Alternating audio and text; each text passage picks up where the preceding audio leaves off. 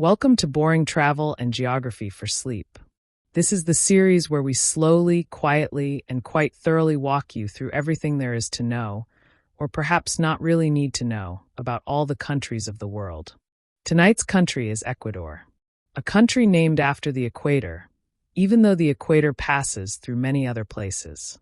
A country of mountains, jungle, islands, and coast, of colonial towns and quiet, volcanic ridges. But don't worry, this won't be exciting. There will be no dramatic stories, no heart-racing facts, and absolutely nothing that keeps you on the edge of your seat. Instead, we'll go over geography, borders, elevation, climate, population, politics, history, culture, and maybe a few mildly interesting facts, presented in a tone that will hopefully help you doze off before we ever get to the Galápagos Islands. Just one small note before we begin. This podcast contains a lot of information, more than you probably need. And in an episode with this much detail, there may be small errors.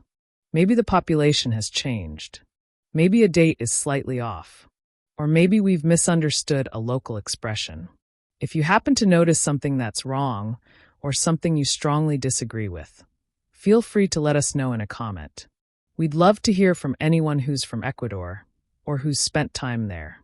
Your insights help us improve future episodes. And with that, let's begin. Slowly, softly, and thoroughly.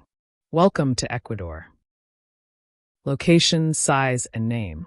Ecuador is located in South America.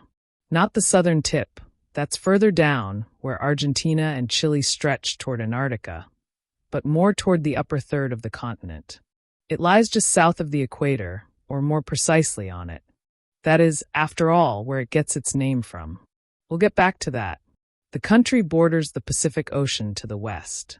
To the north, it shares a long border with Colombia. To the east and south, it borders Peru.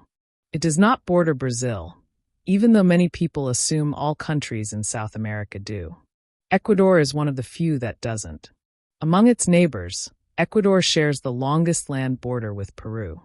That one is over 1,400 kilometers long.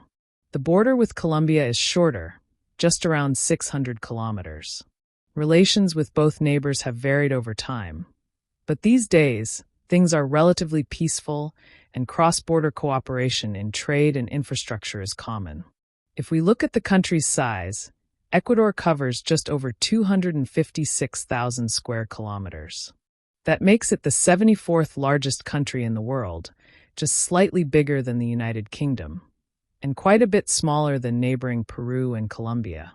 It's not especially large, and not particularly small either. In global terms, it's in the same size range as countries like New Zealand, the Philippines, or Burkina Faso. But what Ecuador lacks in size, it makes up for in diversity of landscapes. Within a single day, you can travel from tropical beaches to snow-capped volcanoes, and from bustling highland cities to dense Amazonian rainforest. Now, as for the name, the country's full official name is República del Ecuador, or, in English, the Republic of Ecuador. Ecuador means equator in Spanish. The country takes its name from the fact that the equator, the imaginary line that divides the planet into northern and southern hemispheres, runs straight through it.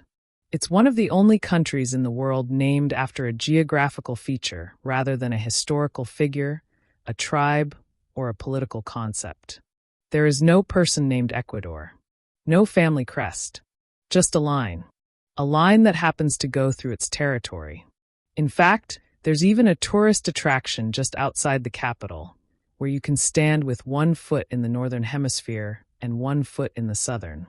Whether the actual line is exactly in that spot is debatable. GPS measurements suggest it might be slightly off, but it's symbolic nonetheless. Now, independence. Ecuador was once part of the Spanish Empire. Like most countries in South America, it was colonized in the 1500s by Spain and remained under colonial rule for several centuries. The struggle for independence began in the early 1800s, and the country officially became independent in 1830, although not directly.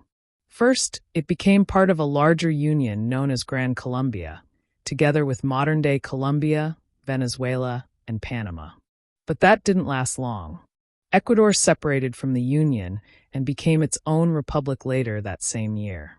So, to recap, Ecuador is a medium-sized country in northwestern South America, located on the Pacific coast and straddling the equator.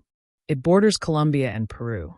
Its name comes from its unique position on the globe, and it became an independent country in 1830 after a brief stint in a larger political union. We'll now move on to Part 1b, where we'll take a slow and steady look at the flag, the languages spoken in Ecuador, and the people who live there. Symbols, language, and people. Let's begin with the flag. The national flag of Ecuador is composed of 3 horizontal stripes. The top stripe is yellow and takes up half the height. The middle stripe is blue, and the bottom stripe is red. In the center, you'll often see the national coat of arms, especially on the official version of the flag used by the government. But in civil use, it's common to see the plain tricolor without the emblem. Each color has a meaning, or at least they're said to. Yellow represents the richness of the land, its gold, its wheat, its natural resources. Blue is for the sky above and the seas that surround the country. Red is for the blood spilled by the people in their struggle for independence. These meanings, of course, are symbolic, as with most national flags, but they're widely accepted and taught in schools. The design is closely related to the flag of Gran Colombia, the former Union Ecuador was once part of. In fact, Colombia and Venezuela still use almost identical tricolor flags. Only the coat of arms and proportions distinguish them. Now let's talk about language. The official language of Ecuador is Spanish. It's the language of government, media, and education. But it's not the only language spoken. Ecuador is home to a variety of indigenous languages. Among the most widely spoken is Quechua, a Quechua dialect.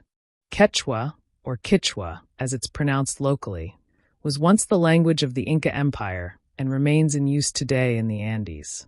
In total, there are over a dozen indigenous languages spoken across the country, especially in the Amazonian regions and among smaller communities in the highlands. In 2008, Ecuador's constitution recognized these languages as part of the country's cultural heritage, and in some regions, they are used in local governance and education. So while Spanish dominates, the linguistic landscape is more diverse than it might seem at first glance. Now, how many people live in Ecuador? The population is a little over 18 million people. That places it somewhere around number 68 or 70 on the list of the world's most populous countries, depending on which year's statistics you look at. It's not a crowded country, but not sparsely populated either. For comparison, Ecuador has about the same number of people as the Netherlands or Chile, or about twice as many as Norway if you're from there. The population is growing, but at a moderate pace. Birth rates have declined over the last few decades, and urbanization has increased. Most Ecuadorians now live in cities rather than rural areas. In terms of religion, Ecuador is predominantly Roman Catholic. Around 70 to 80% of the population identify as Catholic, depending on the survey. There is also a growing number of evangelical Christians, especially in rural and indigenous communities. Other religions are present, but in very small numbers. There is no official state religion, but Catholicism has historically had strong influence on the country's traditions and holidays. Now for the demonym. People from Ecuador are called Ecuadorians, in English. In Spanish, the term is ecuatorianos for men or mixed groups, and ecuatorianas for women. It's a fairly straightforward demonym, and there are no confusing exceptions. The population is ethnically mixed. The largest group is mestizo, people of mixed European and indigenous ancestry. They make up around 70% of the population. There are also smaller groups of indigenous peoples, Afro-Ecuadorians, especially along the coast and in the north, and people of full European descent. Each group has contributed to the cultural makeup of the country, from food and festivals to music and politics. Finally, let's talk about money. Ecuador uses the United States dollar as its official currency. This is relatively unusual. Very few countries outside the US actually use the dollar as their national currency. Ecuador adopted the dollar in the year 2000, after a severe financial crisis and collapse of its former currency, the sucre. Today, US coins and bills are used throughout the country, although Ecuador also mints its own centavo coins that are the same size and value as US coins. $1 is $1. There's no exchange rate to calculate, unless you're coming from another country. The dollarization of the economy has brought stability in some ways, but it also means Ecuador doesn't control its own monetary policy. That concludes this part. In the next part, we'll take a quiet look at the government, the current head of state, and how the country fits into the global system. We'll also talk about the economy, the Human Development Index, and what people in Ecuador do for a living. Government, leadership, economy, and global rankings. Ecuador is a republic. More precisely, a unitary presidential constitutional republic, which is a long way of saying that the country has one central government, a president who is both head of state and head of government, and a system based on a written constitution. The president is elected by the people. And so is the National Assembly, which is the legislative body, although political changes and early elections have not been uncommon in Ecuador's recent past. As of 2025, the president of Ecuador is Daniel Noboa Azan. He took office in late 2023 and is one of the youngest presidents in the country's history. His background is in business, and he comes from a wealthy and politically well-known family. His father, Alvaro Noboa, ran for president several times without success. Daniel Noboa's presidency has focused on security issues, economic reforms, and international investment, but it's still relatively early in his term. Now, what about Ecuador's place in the world? Ecuador is a member of the United Nations, of course. It also belongs to regional organizations such as the Organization of American States, the Andean Community, and CELAC, the Community of Latin American and Caribbean States. It has participated in several international agreements related to trade, the environment, and indigenous rights. Ecuador does not belong to large military alliances like NATO, but it does have diplomatic relations with most countries, including both the United States and China. It also has close economic ties with neighboring countries in South America. Now let's turn to development indicators. The Human Development Index, or HDI, is a number calculated by the United Nations.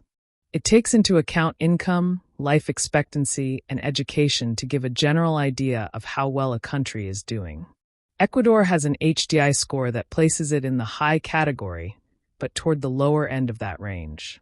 It ranks around 95th to 100th in the world, depending on which data set and year you look at. That's higher than many countries in Africa or Asia, but lower than most countries in Europe and North America. Ecuador has made significant progress in literacy, healthcare, and poverty reduction in recent decades, but challenges remain, especially in rural and indigenous communities. The life expectancy in Ecuador is around 77 years. That's just a little below the global average for high HDI countries and quite good by regional standards. Women tend to live longer than men, as is the case in most countries. Let's now talk money. Ecuador's GDP, or gross domestic product, is around 115 billion US dollars, placing it somewhere around 60th to 70th in the world. Not among the biggest economies, but certainly not at the bottom either. Its GDP per capita, which divides total output by number of people, is around $6,000 to $7,000. That's below the global average and much lower than countries like the United States, Germany, or Japan, but higher than many countries with similar population sizes. So, what does Ecuador actually earn money from? The economy is diverse, but certain sectors stand out. Oil is a major export. The country has petroleum reserves in the Amazon region and off the coast, and oil has long been one of its most important sources of income. But oil prices fluctuate, and the environmental impacts are significant, especially in ecologically sensitive areas like the rainforest. Agriculture is also crucial.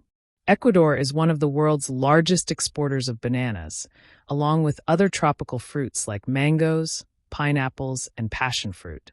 Shrimp farming is another big industry, especially along the coast. Flowers, especially roses, are a notable export as well, grown in high-altitude greenhouses and shipped worldwide. Then there's tourism. Visitors come to see the colonial cities, the Amazon jungle, the Andes, and of course, the Galápagos Islands, famous for their biodiversity and connection to Charles Darwin. Tourism brings in money, but also requires careful management to avoid environmental degradation, especially in fragile ecosystems. Other growing sectors include mining, remittances from Ecuadorians working abroad, and services in urban areas. But like many countries, Ecuador faces economic inequality. Urban centers like Quito and Guayaquil are relatively prosperous, while rural and Amazonian regions often lag behind in infrastructure, healthcare, and education. Now, what do people tend to Google about Ecuador? Among the most common searches are things like, where is Ecuador? Is Ecuador safe to travel to? What language do they speak in Ecuador? Is the Galapagos part of Ecuador? Why does Ecuador use the US dollar? People also seem curious about the equator itself, asking questions like, can you stand on the equator in Ecuador? And does water really swirl differently on each side of the equator? The answer to that last one is more complicated than it seems, but not dramatically so. And that brings us to the end of this part of the episode. We've now covered where Ecuador is, what it's called, how big it is, who lives there, how it's governed, what currency it uses, what kind of economy it has, and how it compares to the rest of the world. In the next part, we'll take a slow walk through the country's history, from its earliest inhabitants to its independence from Spain, its short time in a regional union, and its journey into modern nationhood. Early history and the colonial period. Before there was an Ecuador, before there were borders, flags, or presidents, there were people. Humans have lived in the region we now call Ecuador for thousands of years. The earliest known inhabitants arrived over 11,000 years ago. These early hunter-gatherers left behind stone tools and traces of temporary camps. Over time, they formed more permanent settlements, built agricultural systems, and developed increasingly complex societies. Several advanced cultures flourished here long before the Spanish arrived. Among the most notable were the Valdivia culture, along the coast, which dates back to around 3,500 BCE, making it one of the oldest known cultures in the Americas. The Valdivia people were early potters. Their ceramic figurines, often of women, are still studied today and offer insight into their beliefs and daily life. Other pre-Columbian cultures included the Caras, Quitus, Canaris, and Shur. They built systems of trade, social hierarchy, and agriculture, especially in the fertile valleys of the Andes and the tropical lowlands of the Amazon basin. Then, in the late 1400s, came the Inca Empire. The Incas expanded northward from Peru and incorporated much of present-day Ecuador into their empire. This happened under the leadership of Pachacuti and his successors, and the northern city of Quito became an important regional center. But Inca control was not absolute. Some groups resisted, especially in the jungle. And even in the highlands, the Incas encountered local elites who had their own power structures. At the time of Spanish arrival in the 1530s, the Inca Empire had just gone through a civil war. Two brothers, Atahualpa and Huáscar, had fought for control of the empire. Atahualpa had won, but the war had weakened the empire as a whole. This internal conflict made it easier for the Spanish, led by Francisco Pizarro, to conquer the territory. In 1532, Atahualpa was captured by the Spanish. Despite paying a massive ransom in gold and silver, he was executed the following year. The Spanish conquest moved quickly. Quito was captured in 1534. From that point on, what is now Ecuador became part of the Spanish colonial empire, under the jurisdiction of the Viceroyalty of Peru, and later the Viceroyalty of New Granada. The Spanish brought new institutions: Catholicism, the encomienda system, colonial governors, new crops, new animals, new laws. They also brought diseases, smallpox, measles, influenza, that devastated indigenous populations who had no immunity. The colonial period lasted nearly 300 years. It was marked by a deeply stratified society. Spaniards and their descendants held most of the land and power, while indigenous people and African slaves worked in agriculture, mining, and domestic labor. The city of Quito became a religious and administrative center. Churches, monasteries, and schools were built, many of which still stand today. But the countryside remained under tight colonial control, and uprisings were not uncommon. Several indigenous revolts occurred, though none were ultimately successful in breaking colonial rule. Culturally, the colonial era created a blend of Spanish and indigenous elements that still define Ecuadorian identity today. Traditional festivals, cuisine, music, and language all bear the marks of this long period of contact, conflict, and coexistence. By the late 1700s and early 1800s, revolutionary ideas were spreading across Latin America. People were increasingly dissatisfied with Spanish rule, especially Creoles, the American-born descendants of Spaniards, who were often excluded from top positions despite their wealth and education. In 1809, Quito became one of the first cities in Latin America to declare independence. This early revolt, known as the First Cry of Independence, was quickly crushed by Spanish forces. But the idea had been planted. True independence would come a few years later, with the help of regional leaders like Simón Bolívar and Antonio José de Sucre, whose armies pushed the Spanish out in the early 1820s. But Ecuador didn't become a fully independent country right away. It first became part of Gran Colombia, a short-lived political union that included Colombia, Venezuela, and Panama. The union collapsed in 1830, and that same year, Ecuador became a republic of its own. That brings us to the end of the colonial period and the beginning of the modern nation. In the next part, we'll walk quietly through Ecuador's political history, its many changes in leadership, and the challenges it faced, and still faces, as an independent country. Independence and modern history. When Ecuador separated from Gran Colombia in 1830, it became a republic in name, but the early decades of independence were far from stable. The country cycled through a long series of presidents, military leaders, provisional governments, and constitutional reforms. Conflicts between liberals and conservatives were common, and power often changed hands not through elections, but through coups, rebellions, and negotiated takeovers. In the 19th century, two figures stood out. First, Juan José Flores, the country's first president, who ruled on and off in the 1830s and 1840s. Then Gabriel García Moreno, who came to power in the 1860s and is still remembered, or debated, for his strong leadership and Catholic conservatism. García Moreno promoted infrastructure and education, but also made Catholicism the official religion of the state. His rule was marked by centralized control and authoritarian methods. He was assassinated in 1875, just outside the presidential palace in Quito. The late 19th and early 20th centuries were turbulent. Power often shifted between the coastal liberals, based in the commercial city of Guayaquil, and the highland conservatives, based in Quito.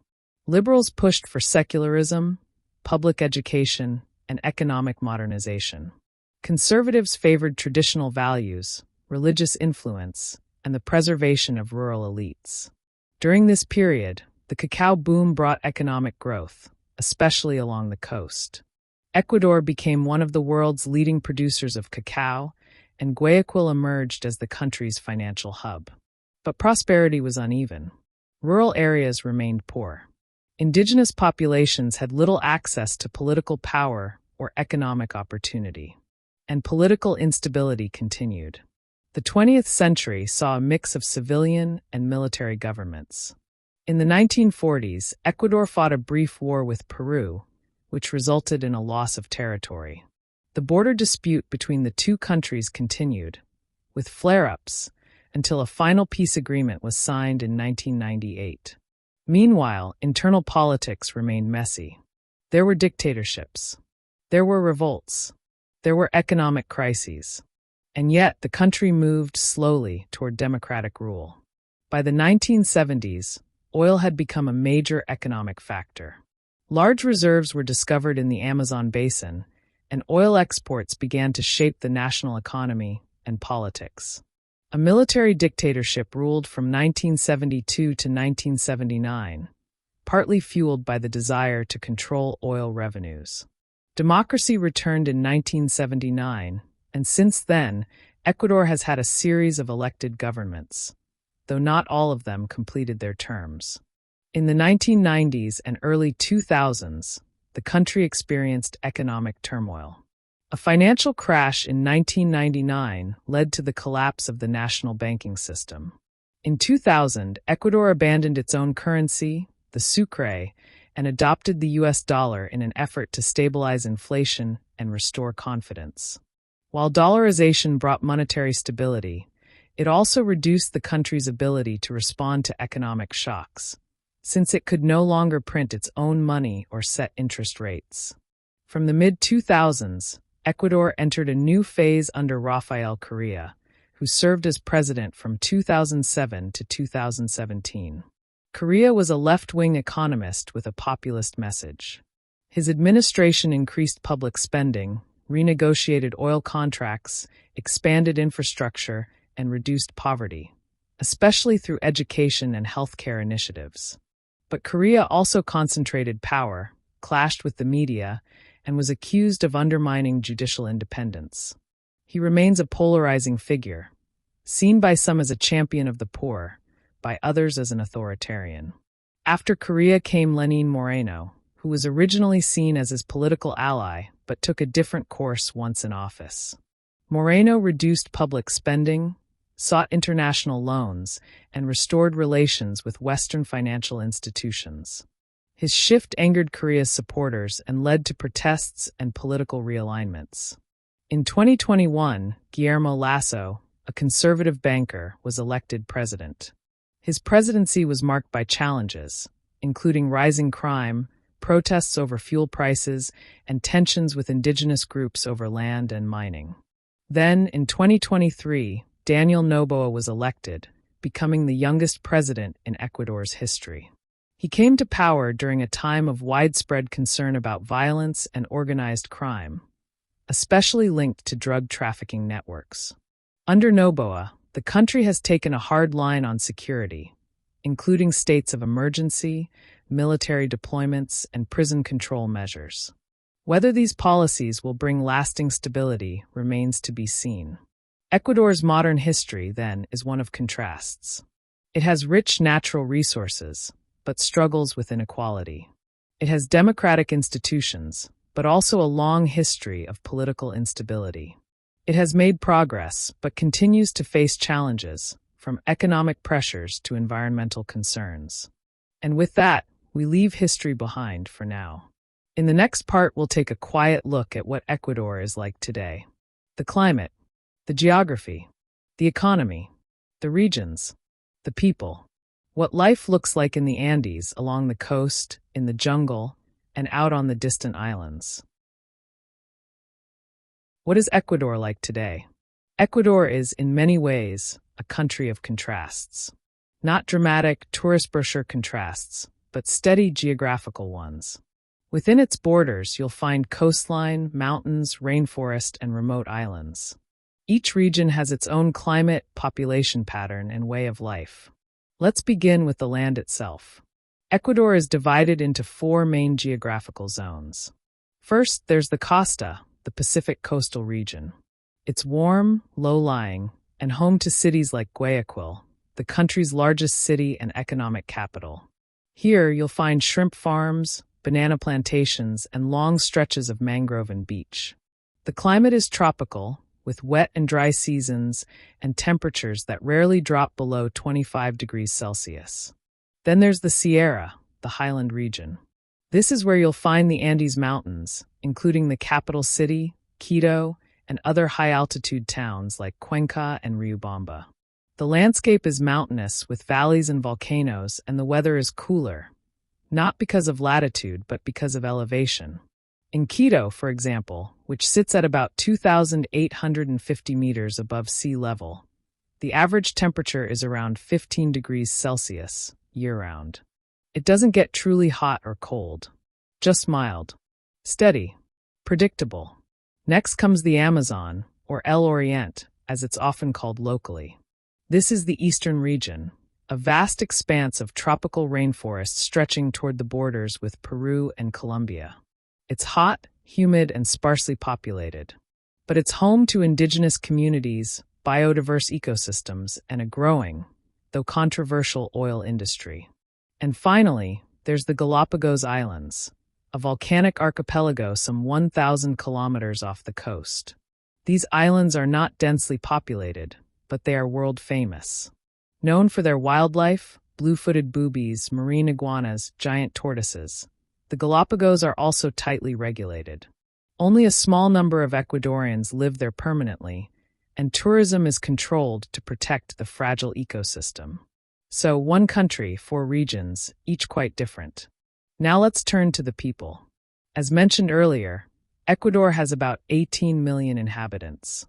Most of them live in cities, particularly along the coast and in the highlands. Guayaquil is the largest city, with over 2.5 million residents. It's a port city, a business hub, and has a tropical, sometimes sweltering climate. Quito, the capital, is smaller in population, around 1.5 million, but holds political and cultural importance. Its historic center is a UNESCO World Heritage Site. Further south, Cuenca is often praised for its colonial charm and has a significant population of foreign retirees, mostly from the US and Europe. The Amazon region is sparsely populated, with many communities accessible only by river or small airstrip. The economy is, again, regionally diverse. Along the coast, agriculture and aquaculture dominate. Bananas, cacao, coffee, shrimp. In the mountains, you'll find small-scale farming, tourism, and government offices. In the Amazon, it's oil and some mining. And on the islands, it's tourism, carefully monitored, always watched. Despite economic growth in recent decades, inequality remains a concern. Urban areas tend to have better access to services, healthcare, and education. Rural and indigenous areas lag behind, and political tensions sometimes flare up around issues like land rights, environmental protection, and access to infrastructure. As for culture, Ecuador is a blend. You'll hear Spanish in most places, but also Quechua, Shure, and other indigenous languages. Traditional clothing and festivals are still celebrated, especially in the Andes. Music varies by region. Coastal rhythms like marimba and salsa are more common near Guayaquil, while highland towns might favor wind instruments and folk melodies. The cuisine reflects the geography too. In the coast, you'll find ceviche, plantains, and seafood soups. In the highlands, it's more about potatoes, corn, meat stews, and grilled cuy, guinea pig, a traditional dish. In the Amazon, there are dishes made from yuca, fish, and exotic fruits like guava, narangilla, and pitahaya. There's no single Ecuadorian lifestyle. Living in a mountain village is not the same as living on the coast, in the rainforest, or on a volcanic island in the Pacific. But the regions are linked by roads, by history, and by a shared national identity that has grown over time. Ecuador today is not without its difficulties. Crime has risen in recent years, particularly in port cities affected by international drug trafficking routes. But many areas remain calm and community-oriented. And despite political ups and downs, democratic institutions have proven relatively resilient. That concludes our slow tour of Ecuador as it exists now, in all its altitudes and latitudes. In Part 4, we'll explore what it's like to travel there. Is it safe? Is it cheap? How do you get there, and what should you know before you go?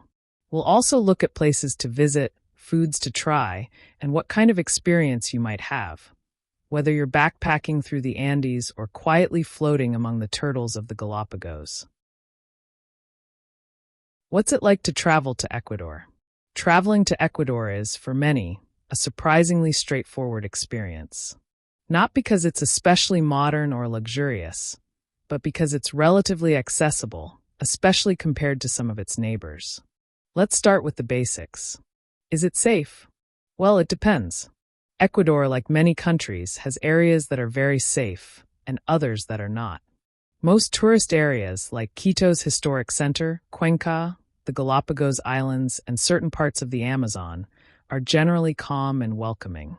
But cities like Guayaquil and some coastal regions have, in recent years, seen increases in gang-related crime, particularly connected to international drug trafficking. For travelers, this usually means taking basic precautions. Avoid wandering at night in unfamiliar areas. Use trusted transportation.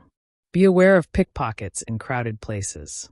And follow local advice, which is often quite sensible. Price-wise, Ecuador is often described as affordable.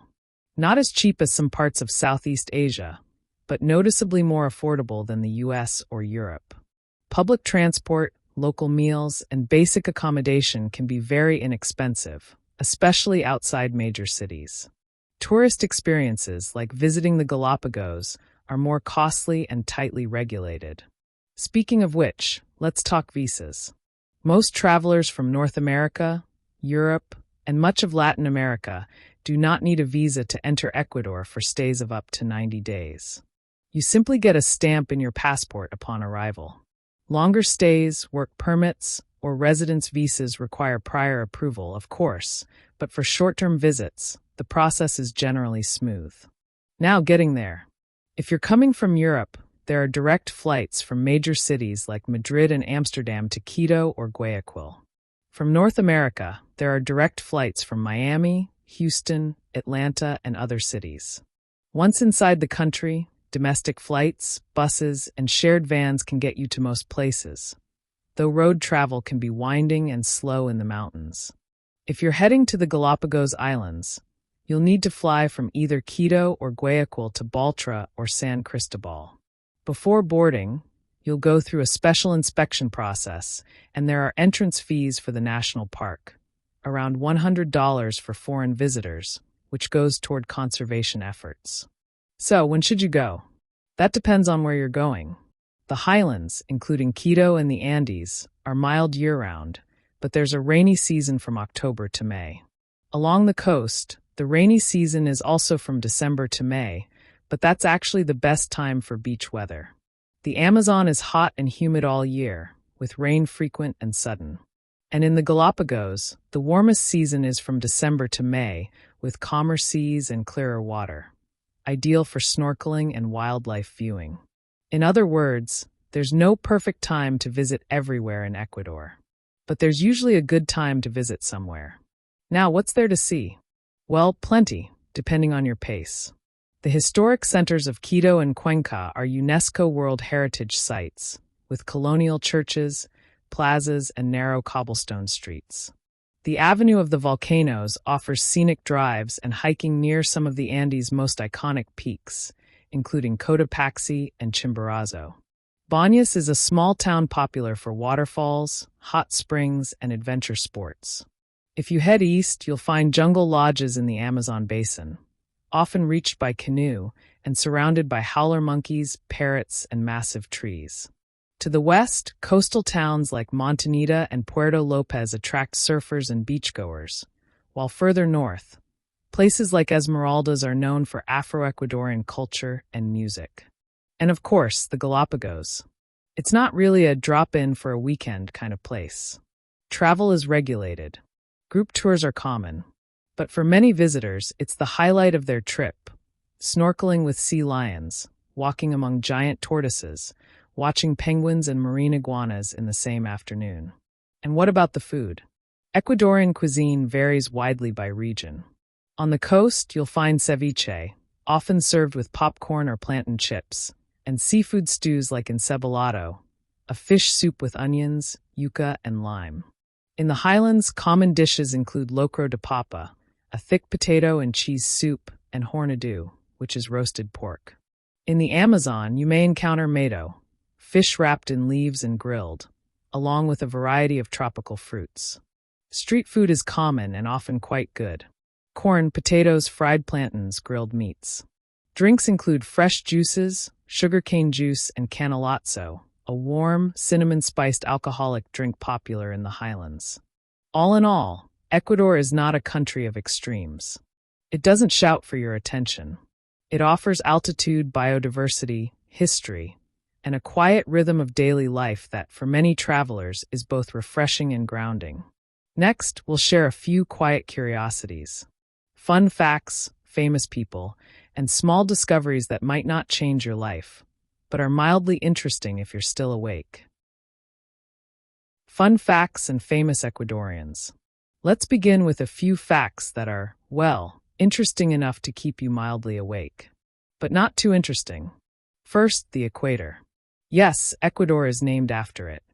And yes, the equator really does pass through the country. In fact, there's a whole monument called La Mitad del Mundo, the middle of the world, just outside Quito. It marks the spot where the equator crosses the land, or at least where people thought it did in the 18th century. Thanks to GPS, we now know the actual line is a few hundred meters away. But the monument still stands, and tourists still take pictures with one foot in each hemisphere. Second, Chimborazo. It's a volcano, not the tallest in the world, or even in the Andes. But because of the Earth's bulge at the equator, the summit of Chimborazo is actually the farthest point from the center of the Earth, farther than Mount Everest. So in a very technical way, it's the highest place on the planet. Not tallest above sea level, but highest in relation to the planet's core. Third, Panama hats are not from Panama. They're from Ecuador. They became known as Panama hats because they were exported through Panama in the 19th century, especially during the construction of the canal. Even U.S. President Theodore Roosevelt was photographed wearing one during a visit to the canal. But the traditional weaving of these hats, using tequila straw, originates in Ecuador, particularly in the towns of Montecristi and Cuenca. Fourth, Ecuador is one of the most biodiverse countries in the world per square kilometer. It's home to dozens of ecosystems, thousands of plant species, hundreds of mammals and reptiles, and over 1,600 species of birds, many of them endemic to the Galápagos or the cloud forests. Despite its small size, it contains a significant portion of the planet's biodiversity. Now let's look at people. Who are the famous Ecuadorians? One of the best-known figures is Oswaldo Guayasamín, a painter whose powerful works often explore themes of suffering, injustice, and indigenous identity. His house and museum in Quito, La Capilla del Hombre, is a major cultural landmark.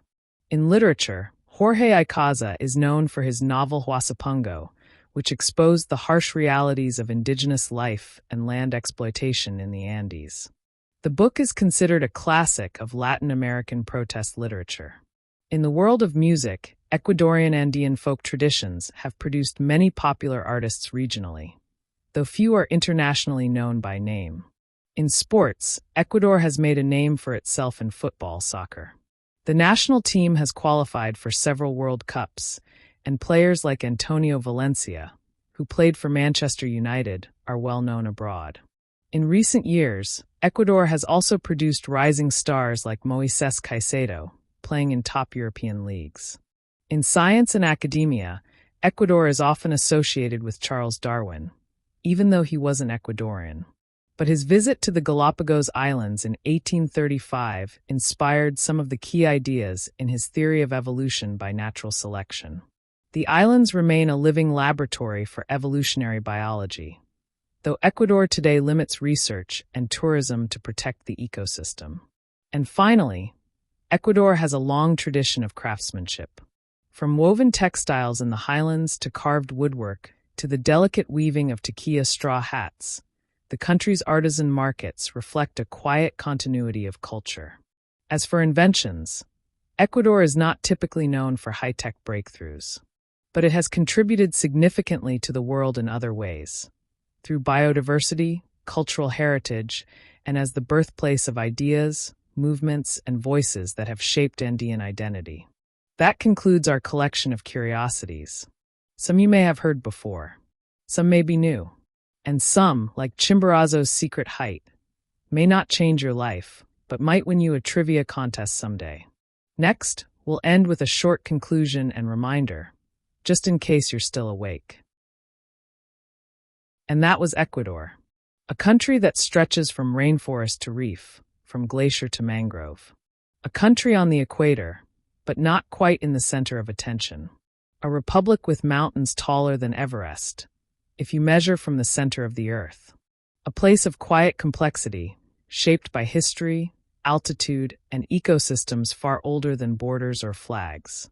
We've talked about geography, borders, and the name. We've moved slowly through its history, from ancient pottery to oil exports. We've wandered through cities and jungles, sipped canelazo in the highlands, and floated among sea lions in the Galápagos. We've learned about painters and footballers, about dollarization and the tequila straw. And we've stood, at least in theory, with one foot in each hemisphere. If you're still awake, we hope this episode helped you drift into a slower rhythm. If you're asleep, then it worked even better. And if you noticed anything we got wrong, a number that's changed, a detail that's off, we'd love to hear from you. Especially if you're from Ecuador. Or if you've been there. Your quiet comments help us make future episodes even more accurate. And still just as boring. If you liked this, or at least didn't mind it, feel free to leave a like. Or subscribe. We'll be here with more countries, more facts, and more slow geography soon enough. Thank you for listening to Boring Travel and Geography for Sleep. And good night.